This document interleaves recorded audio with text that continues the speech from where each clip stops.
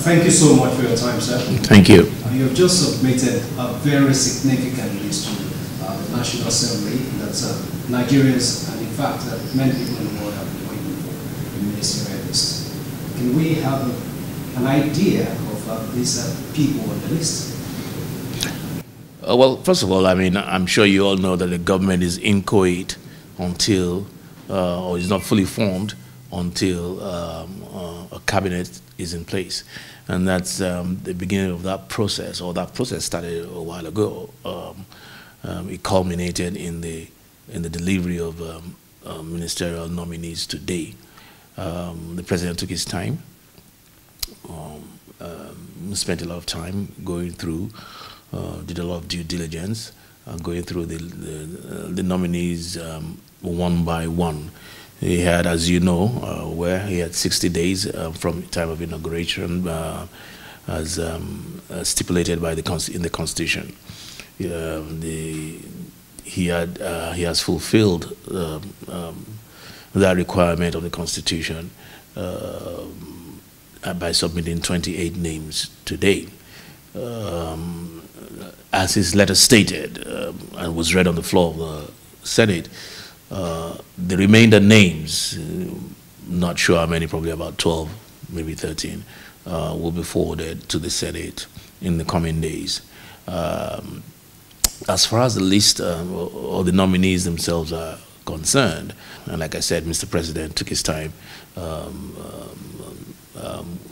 to sift through those names. He dissected those names with a fine-tooth comb. And that's what you've seen. Each and every one, I believe, of the persons on that list are worth being on that list. But I really hope that we haven't missed anything that would have necessitated any name not being on that list. But we wait and see. It's a good mix of both people with political acumen and technocrats, as they say. So it's a good balance, and it's needed for, and these are people who have keyed in to the vision and the mission of Mr. President.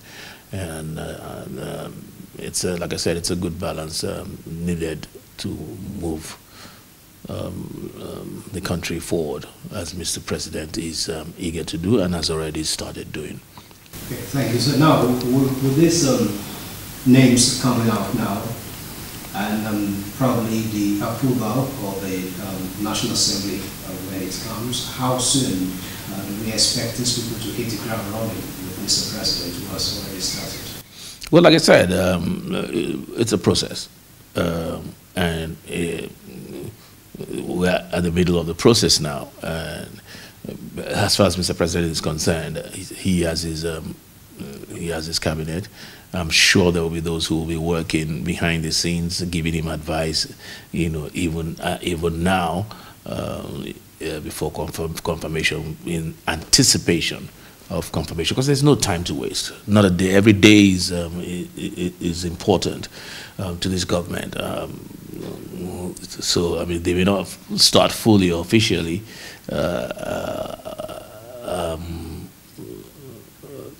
until they are confirmed, but I'm sure they will still continue to contribute, you know, advice here and there to Mr. President. Even I, before I fully assumed officially my office as the Chief of Staff, I was doing some skeletal work and advice to Mr. President as his presumptive Chief of Staff.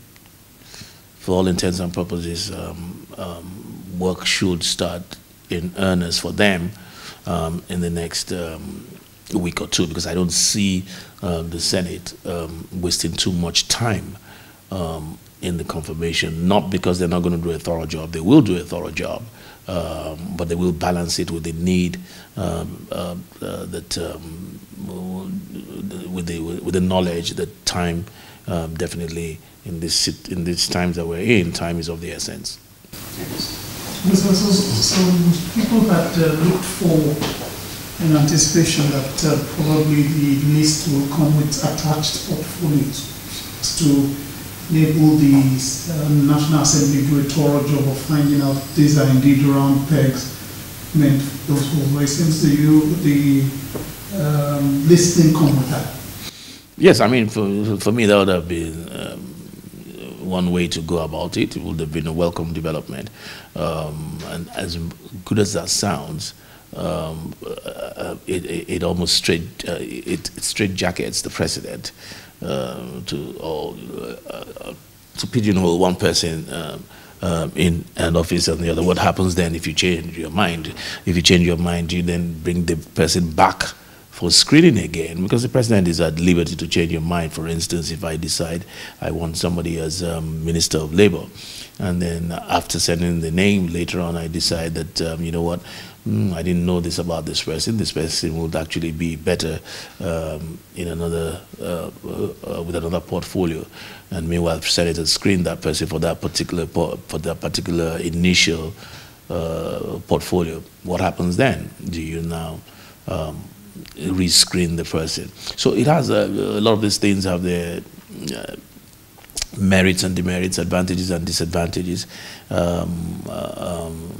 I like the idea of attaching portfolios. I actually do, because it makes for necessary for the Senate to know exactly what you're asking and what you're looking for.